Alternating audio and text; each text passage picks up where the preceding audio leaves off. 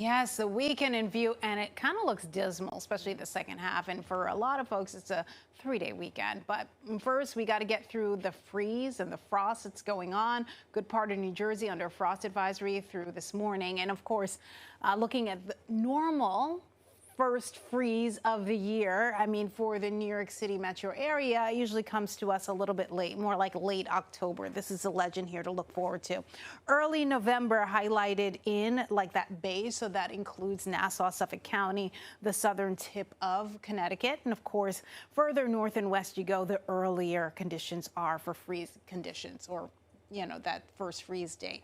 So we're kind of on par, kind of, sort of, when you look at the upper Hudson Valley, because it is early October. So we're already getting wind of that first freeze this morning. So ending growing season there. Headlines: jacket, sweater needed through the morning hours. Sunshine, cooler temperatures for the afternoon. And of course, we're tracking that coastal storm. Looks like a nor'easter could leave us burying down the hatchet this weekend.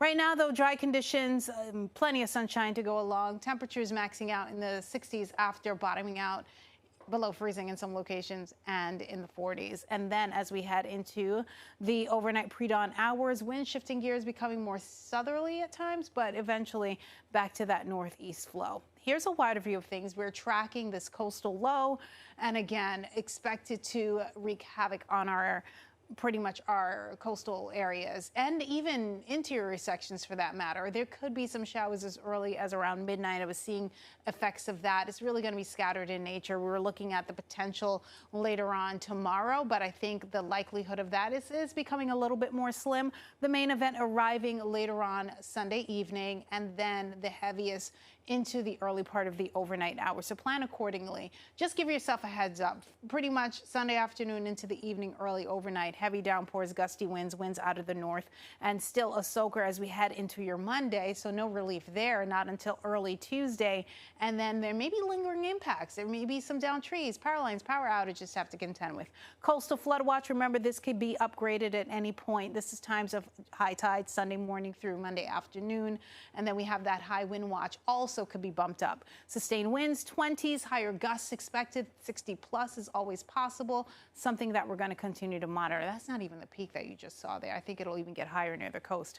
1 to 2 inches of rain. I think there are going to be some higher totals, well over 2, maybe even 3+ inches of rain when all is said and done. Jerry, it looks a little bit weaker, and Karen has been formed in the Atlantic. It's going to remain out to sea for the most part. Jerry, max sustained winds 15 miles per hour. It's moving north, and it looks like it'll stay a tropical storm, which is, good for us. And it's going to stay well out to sea as well, curving out there.